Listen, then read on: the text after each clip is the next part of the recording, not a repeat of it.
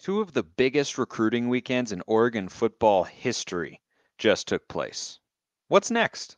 Here we go. You are Locked On Ducks, your daily podcast on the Oregon Ducks, part of the Locked On Podcast Network. Your team every day.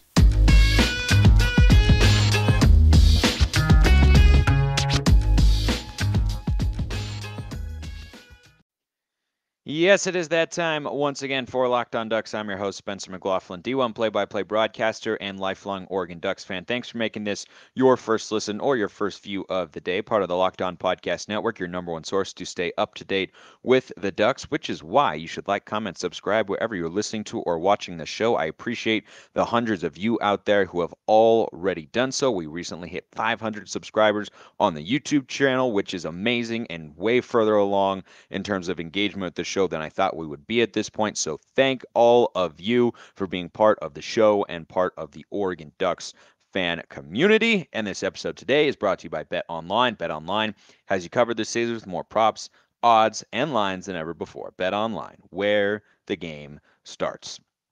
Oregon football is starting in the class of 2023, going big game hunting here. And it was a big weekend. This weekend we just had, the one before, also featured some big time players, but the one in particular that we just saw with the lineup of players that rolled through Eugene, it was quite a list of players. So for those of you who have not followed along, here is everybody who, to my knowledge, was in Eugene for a visit over the weekend. It's a big time list, and there are some big time names on here, and we'll talk about kind of what that all means going forward. So you got five-star quarterback Dante Moore. That's probably the name that most people know. Avery Johnson, by the way, has a final 3 schools out. Oregon is in it. I don't expect the Ducks to get him. It really looks like Kansas State is going to remain the leader there. He's from the state of Kansas, but something to follow. I'd rather have Dante Moore anyway, though with Rashada having dropped the Ducks from his final recruitment list, and he's now committed to Miami with Mario Cristobal down there. It's kind of Dante Moore, or we have to start looking at other options for a quarterback in the class of 2023. But luckily, though Notre Dame, Penn State, Michigan, and LSU are all squarely in the mix, from what we can tell at this point in time, Oregon does have a couple crystal balls on 24/7 for the 5-star quarterback out of the state of Michigan. So that could potentially be encouraging, and we certainly hope that that will come to fruition.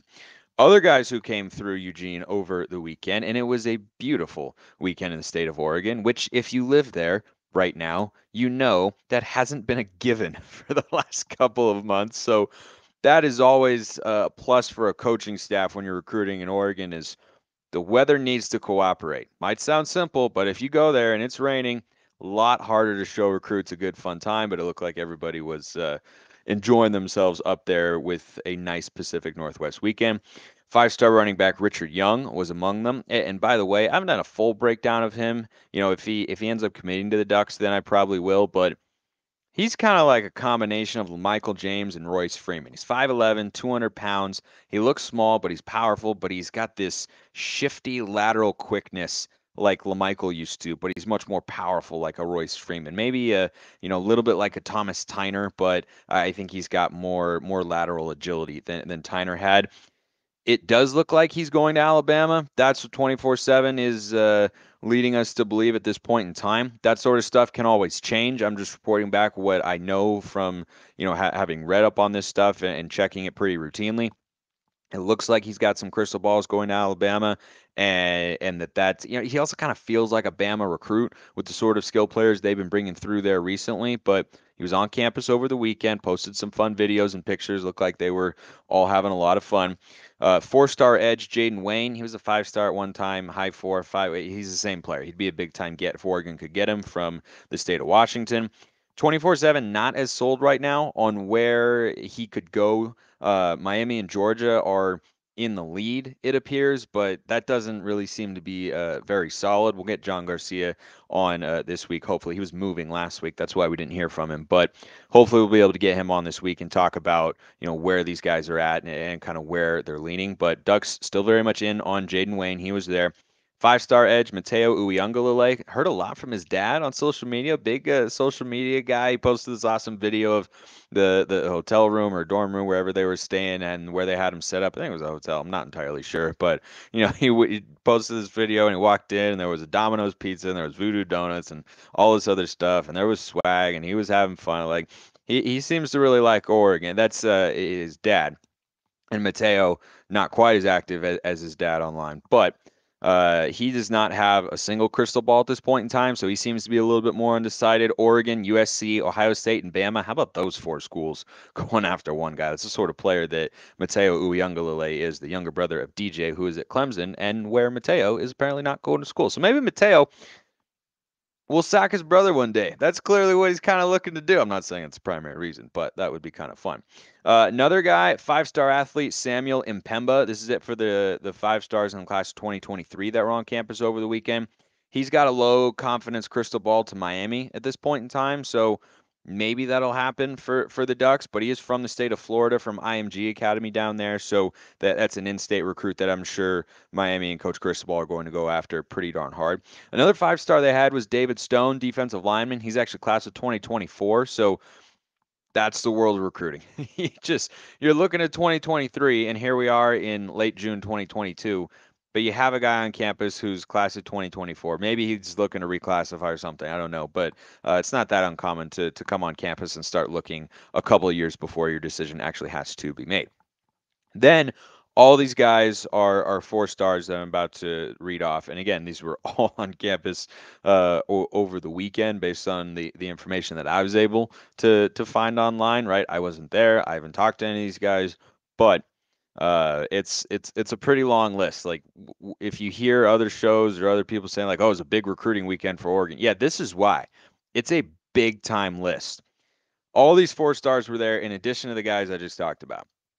Blake Purchase, defensive end, Dante Dowdell and Jurion Dickey, running back and receiver respectively. We should know who they are by now because they've already verbally committed to the Ducks, but important to continue to recruit them because they're only verbal commits. They have not signed an NLI at this point in time, National Letter of Intent. Offensive lineman Miles McVay and Micah Banuelos. A couple of big boys in the trenches on the offensive side of the ball, and then a few more defensive linemen, a lot more defensive linemen. You got four-star defensive lineman Terrence Green, Michael Gardner, Johnny Bowens, who's a Texas A&M commit at this point in time, so maybe a little bit less likely there since he's clearly got a strong feeling about the Aggies right now, but Oregon going after him, and that's why I said, with regards to Dickey and Dowdell, you do have to keep recruiting those guys because just because they're verbal commits, I mean, we just flipped Ashton Kozar. I think he was there as well, and I forgot to put him on this list. But guys flip. It happens from time to time. Not super often. It's not like if you have 10 verbal commits a year before a recruiting cycle is going to actually be complete, then you're only going to get like 4 or 5 of them. But flipping has been known to happen. Four-star edge Deshaun Womack, Blake Purchase as well, who I'm now realizing I put on there twice. So guess I'm subconsciously a big Blake Purchase fan, even though I haven't done a ton of background on him. Four-star linebacker Blake Nicholson, who's got a crystal ball to the Ducks, might be getting commitment from him in the coming days or weeks. Ramir Stewart, a four-star safety. So all those guys, that's 1, 2, 3, 4, 5, 6, 7, 8, 9, 10, 11 four stars.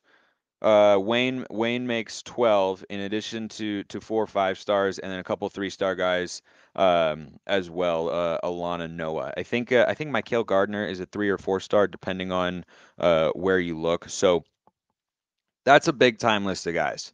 That's a really big time list of guys. And if you want to get into sports betting at all, Bet Online is a really big time place because it's the number one source for all your betting needs and sports info. You can find all the latest sports developments, league reviews, and news, including this year's NHL playoffs and Major League Baseball. Go Mariners. As I'm recording this, there was a big brawl. The Mariners were involved. And yes, I was watching. I have many thoughts. You can DM me if you want to know. But you should all know that BetOnline is your continued source for all your sports wagering information, including live betting, esports, and scores. And the best spot for all your sports scores, podcasts, news this season. BetOnline is the fastest and easiest way to check in on all your favorite sports and events, including MMA, boxing, and golf, my personal favorite.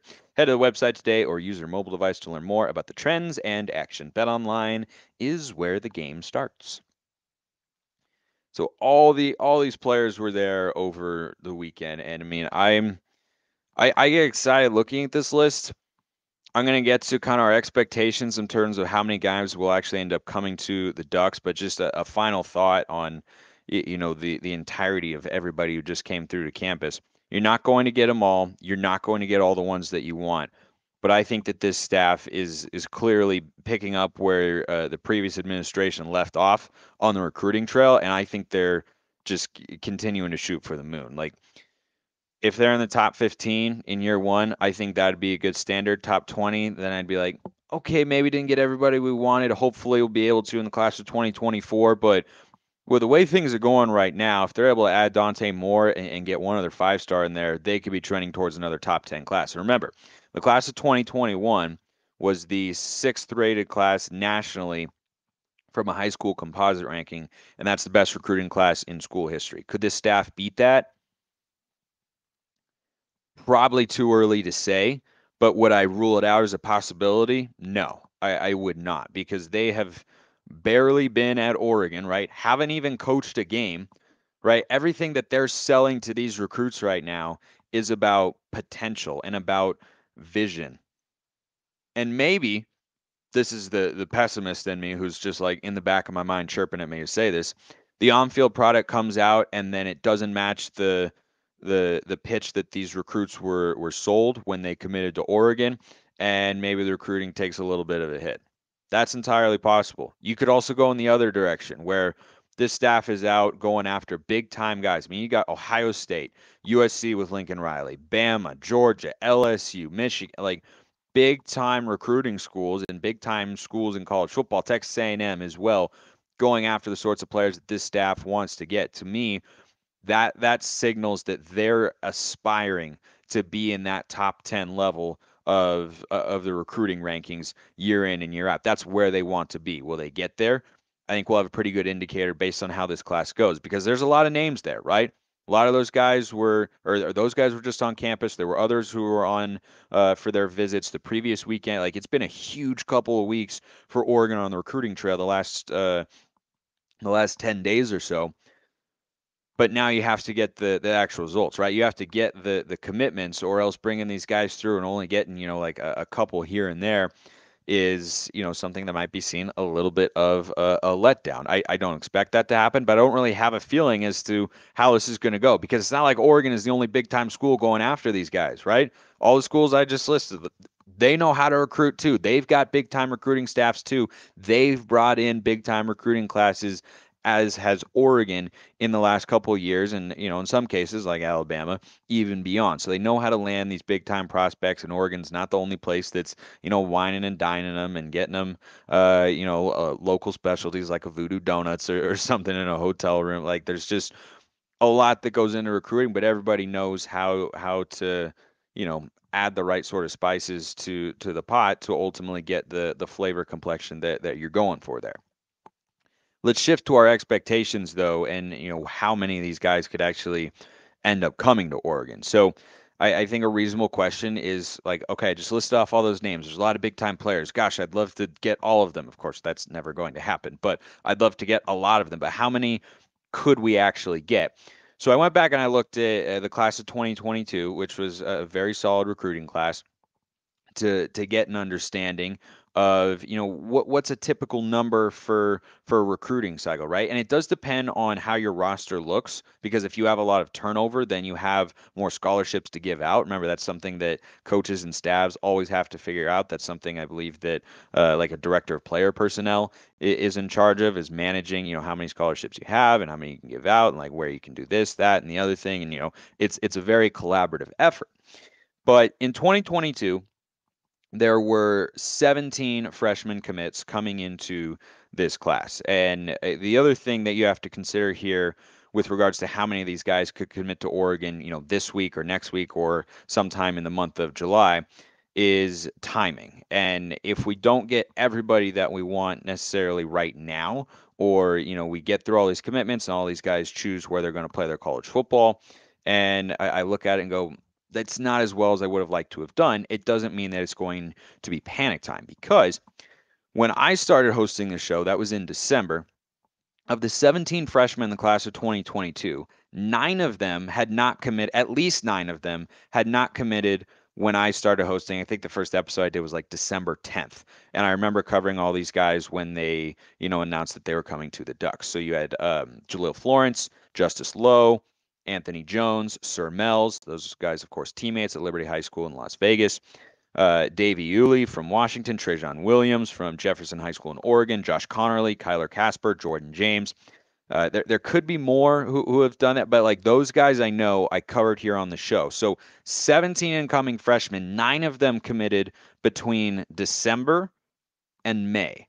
So it's not like this is it for Oregon's recruiting class. And I still have high expectations for them. I'm not trying to set the bar low. I'm just giving you a full idea of, what reasonable numbers actually could be after all these visits came through and all these names and we project about like, oh, where he could play and he could do this and he could do that. And, we compare these guys together. And, there's a picture out there of Richard Young, Dante Dowdell, and Dante Moore, as a trio, and you look at it and go, boy, is that a future Oregon backfield? Are those guys going to be the next wave of explosive playmakers for the Ducks offense? And it's perfectly normal and I think good to have those sorts of thoughts of like, is this going to be it? Because you never know where they're going to come from and whatnot. And you never know which guys are going to pop. But I just lay all this out to say it's not all or nothing right now in terms of getting big time recruits in the class of 2023. There are a lot in play right now, but it's not all of them, right? I mean, look at the class of 2022. Kyler Casper,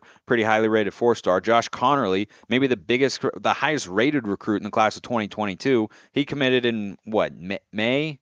April? I think it might have been April sometime. I mean, it was way after this past football season ended. So there's still a lot of time in that recruiting cycle. It's just that right now a lot of players are coming through, and that's why we're talking about them. But looking at 2023, after this season, based on the current state of the Oregon roster and the players that are there, you're going to lose the Ducks will at least 12 or 13 players from an eligibility or NFL standpoint. It's probably going to be higher than that when you factor in the transfer portal and that, I tend to be more optimistic on the side of like this guy will stay, although my perception of that has changed a little bit once I saw CJ Riddell go to the NFL, not get drafted, Devin Williams and McKinley and Wright and all that sort of stuff. Though McKinley and Wright definitely were totally fine to leave. I understood that. Though Wright would have benefited more from another season. But I tend to be an optimist in that sense. So I think 12 to 13 is the minimum that you're going to have. And so those are scholarships that are now available. And, the real number of different players from this year's roster to next is probably going to be closer to 20 when you factor in transfers and, guys who are going to leave that are, not necessarily bound to have amazing pro careers, but might end up leaving anyway. I imagine that in the class of 2023, they brought in 10 transfers this cycle. That's not going to be a consistent number. It'll be probably more in the like 4 to 5 range. That's just because they have a new staff coming in and whatnot. I imagine they're shooting for like maybe 20 plus or minus 2 to 3 incoming true freshmen in the class of 2023. And you have to remember right now, they've got 8 hard commits for the class of 2023. Jerion Dickey, Dante Dowdell, all the other guys, Cole Martin as well. Ashton Cozart is in next year's class. So there's there's still a lot of slots to be filled in the class of 2023, but a decent number have also already taken place, right? We've already seen all those guys commit, and we know that at least an overwhelming majority of them are going to come to Oregon. And 2021, by the way, the highest ranked recruiting class ever had 23. So that's how many total freshmen came in. So I think it's going to be kind of in that range, right? I think high teens is probably the minimum that you would see for freshmen, even in the transfer portal era. I think you're going to be in that range. Like 16 would probably be a pretty low number, and closer to 20, I think, is probably where the staff is going to shoot for. And, of all the players that I listed earlier, 16 just visited. Well, 18 visited because Dickey and Dowdell among them. But you had a bunch of visitors last week, but you had 16 guys come through the campus over the weekend who could commit to the Ducks who have not already. And that's, a pretty good number. But going back to my original question here is like, okay, of all these names that we're seeing come through, like how many could actually commit in the coming weeks versus how many are we going to see, choose to play their college football elsewhere? from this weekend and last to commit in the coming weeks, I'd expect at least five. Like I think that's a pretty low number, but they're going after so many big time guys. I just don't know how many you can reasonably expect to get. I mean, let's say they get Dante Moore, and I would love to get Dante Moore and one 5-star who's not Dante Moore. I think that is the recruiting going in a really positive direction because you're able to sell a signal caller and a really talented one at that on the vision you have for your football program and where it's headed and how he fits into it. But then you got to have a big time recruit on the defensive side of the ball. Like if I'd have my pick of these guys I listed off, I think my top two would be Dante number one, or I'd put Mateo number one, Uyangalele defensive end because I think that's a much bigger weakness going into 2023. Even if Bo Nix is one and done, as kind of seems to be the case, but we'll have to see how that all plays out. And then I'd have Dante Moore number two. So I think if you can do that, you're doing really really well. But I think five is kind of the minimum number there because it's a pretty low estimate, but you have to remember when you go after big time recruits, it's not going to be very easy to land them, right? If Oregon just came in and wanted to find some, diamonds in the rough, some 3 stars or low end 4 stars who, are not getting an offer that's bigger than Oregon just to boost their numbers up, they could do that. But that's not what I want this staff to do. I'm sure that's not what many of you want this staff to do. And I don't think that's what Dan Lanning and all of his assistant coaches are trying to do either. They're going big game hunting here. They want to get those big time players because they know that's what you need to compete consistently at a championship level and to recruit consistently at a championship level as well. So depending on the timelines, like I don't know, when certain guys are planning to commit, even those who have a crystal ball, like Mateo Uiagalelei is somebody who does not have a timeline right now, and he doesn't have an indication. Like you don't really know, and so that could happen in the middle of July. That could happen at the end of July. But this list of 18 guys right here, two of whom have already verbally committed to Oregon, I think are the names to watch out for. And I think that if you're able to get about five, and this was just from this past weekend, right? That's not even counting the previous weekend. I'm just talking about the weekend that we just saw and the guys that rolled through. I think it's going to be at least five, like at least, and I wouldn't be surprised if it's closer to like 7 or 8. I think that'd be outstanding. But as long as they're able to get five of these guys, then I think they're in a pretty good spot as far as the recruiting goes. And we will continue to follow it here on the show, which is why you should like and subscribe wherever you're listening to or watching me right now. I appreciate all of you. Have a wonderful rest of your day and go Ducks.